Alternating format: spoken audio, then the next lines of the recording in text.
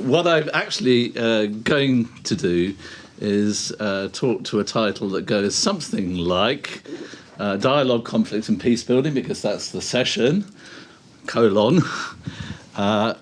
Religions, Blocs and the Overcoming of Mutually Destructive Otherness. Why I'm doing this is because I'm going to draw on something from the past, from my 20s and 30s in my life. In 1953, the novel The Go-Between by the English novelist Leslie Poles Hartley included a line which became an aphorism: "The past is a foreign country. They do things differently there." Question mark. Well, the 9th of November of this year marked the 30th anniversary of the fall of the Berlin Wall in 1989 and the beginning of the end of the previous over 40 years Cold War division of Europe and the world into competing military and economic power blocs, leading eventually to the dissolution of the Soviet Union on the 26th of December 1991.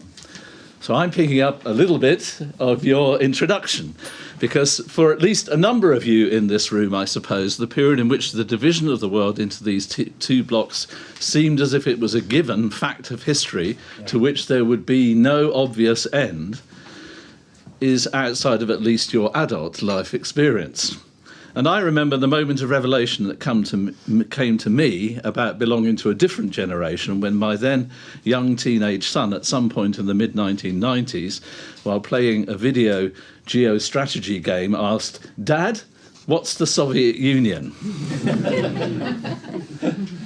So this also reminds me of another aphorism that originated with the Harvard philosopher George Santayana, and which in its original form, not the Churchillian quoted one, stated that those who cannot remember the past are doomed to repeat it. So hopefully, and maybe a little bit in helping us focus on what most of the papers today are contemporary issues around critical dialogue, my contribution is to take us briefly down memory lane into another time and configuration of the world in relation to this part of the workshop's overall theme of dialogue, conflict, resolution and peace building, and briefly to highlight the role that religions, and specifically in this paper Christian variants, have and can play in the context of conflict resolution and peace building, and in a way informed by what happened during the Cold War. Now, of course, as general historical phenomena, religions have played varied and very often ambiguous roles in the context of international relations, violent conflicts, peacemaking and diplomacy. And at the beginning of the Cold War, especially given its roots in Europe, the prospect for the Christian churches to be able to play any kind of positive role in overcoming the destructive otherness of the division of Europe was not positive.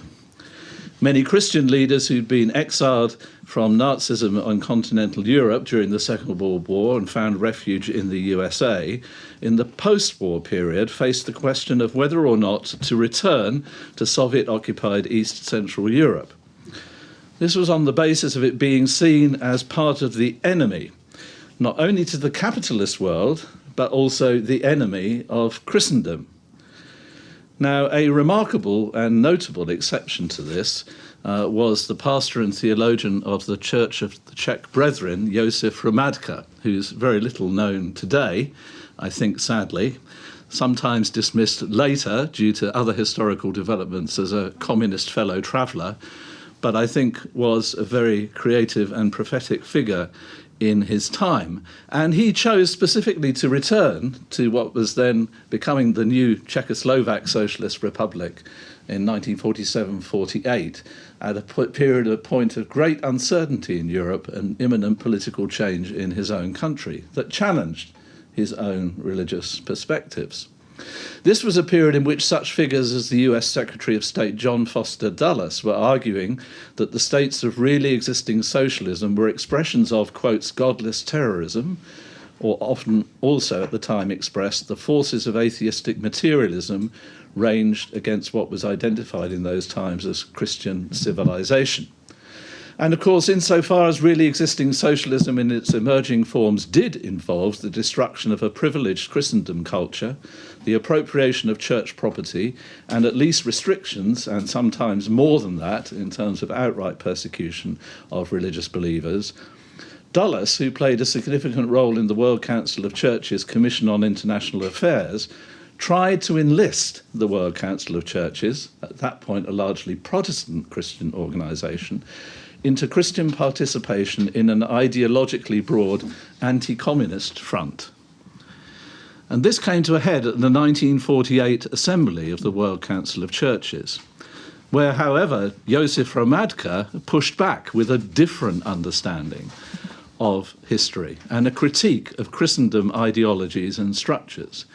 He refused to accept the co-option into anti-communist discourse and crusade, which figures such as Dulles sought to promote. He argued instead that Christian believers living in either really existing socialism or in capitalist societies both faced challenges to their Christian faithfulness and integrity. And indeed, it was following the intervention of Hromadka at the WCC's Amsterdam Assembly in 1948, in which he offered a biblically informed critique of capitalist society, that the Assembly declined to follow the siren voice of an anti-communism that would have uncritically aligned the Christian churches with a kind of sacralising of a bourgeois capitalism. And the WCC chose instead rather to articulate a Christian vision of a responsible society with relevance to a state within any social system, whether that of really existing socialism or of bourgeois capitalism.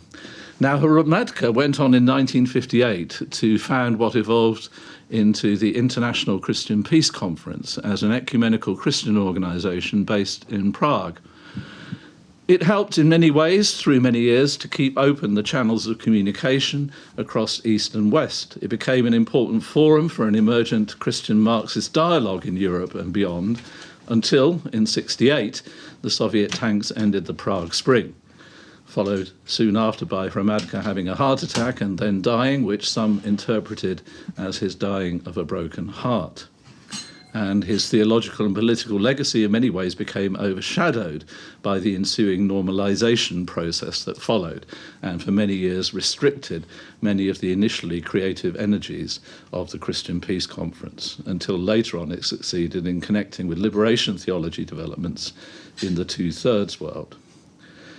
But nevertheless, the existence of something like the CPC and of other ecclesial and ecumenical bodies in the same Christian tradition, but with people on different sides of the then growing Iron Curtain, helped to facilitate a communication and a sense of Europe that was bigger and wider than one or the other half. And it's very important to remember that this was at a time when virtually all other kinds of civil society organisations were aligned with one side or another. So trade unions were organised according to which bloc they belong. Professional associations were so aligned, and similar bodies throughout. And so there was a very distinctive and particular role played by bodies, supranational ecumenical bodies such as the CPC, the World Council of Churches and the Conference of European Churches, that by then also had Orthodox Church memberships alongside Protestant memberships that straddled both military and political blocs.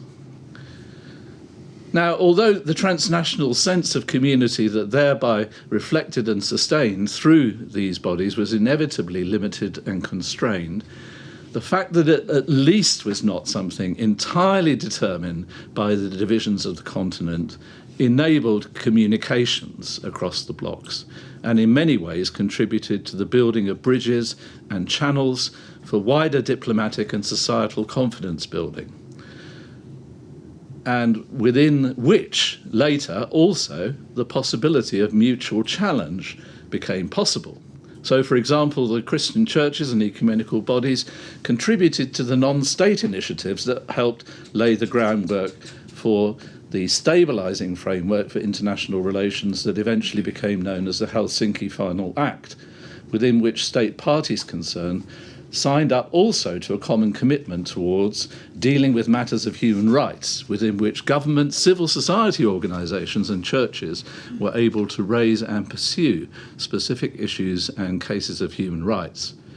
And although criticised by some for reifying the overall spheres of influence and for thus de jure as well as de facto recognition of communist rule in the countries of East and Central Europe, by recognising state borders, a number of which had remained in serious question since the Second World War, Helsinki helped to facilitate a more stable environment for the further development of East-West diplomacy that in due course reduced the threat of nuclear escalation and, as was known at the time, MAD, mutually assured destruction. Well, that's the past, and it's maybe another country, but perhaps, just as the existence of the Christian churches on either side of the Iron Curtain created an opening for wider European diplomacy, so also, possibly, in global terms, religious communities, groups and their international networks and organisations that stand at the intersection between the global and the local in a world that is both globalising and localising can have similar roles to play. While they can be tempted, as was the World Council of Churches, to become part of the problem, at the same time, by being part of transnational communities, they're often part of different and alternative channels of information, of solidarity, by being rooted firmly within their own local communities and civic societies and states of which they're a part. They can open up between co-religionists in rich and powerful and poor and relatively powerless countries, something of a communication that at least can maybe help those in the more powerful environments at least to come to some kind of understanding of why, in the title of the book, the West hates the rest. And this is important in the context of a world where we heard also of the impact of Samuel Huntington's thesis, which still rumbles on in some ways, and can easily lead to bloc thinking. Not anymore communist capitalist in that sense, maybe not even in the same way as strongly as around 9/11, Islam and the rest, but in many other ways. And that bloc thinking can lay a foundation for a way in which othering becomes something that escalates along the path to mutually assured destruction. Coming out of reflection on the Northern Irish conflict in a book, Moving Beyond Sectarianism, Religion, Conflict and Reconciliation in Northern Ireland, Joseph Leighty and Cecilia Clegg in 2001 wrote this about the way in which that kind of thinking can escalate. It goes like this: we are different. We behave differently. We are right. We are right and you are wrong. You are a less adequate version of what we are. You are not what you say you are. We are, in fact, what you say you are. What you are doing is evil. You are so wrong that you forfeit ordinary rights. You are less than human. You are evil. You are demonic. And so goes that scale of danger. Now, the relationship between religion and politics in all of this is complex and should not be oversimplified. But I think one of the most helpful ways of understanding it that I've ever come across came out of the context of India, which itself has to deal historically with communalism issues, and is from the political scientist Achin Vanek, writing in 1992, Reflections on Communalism and Nationalism in the New Left Review. Listen to this. To say that politics and religion should be kept separate is understandable, especially at a time like ours. But what it should really mean is that politicians should not use religions for short-term political ends. And religious leaders should not use politicians for narrowly communal gains. But surely every religion has a social and public dimension. To say that religion should be a private affair is to misunderstand both religion and politics.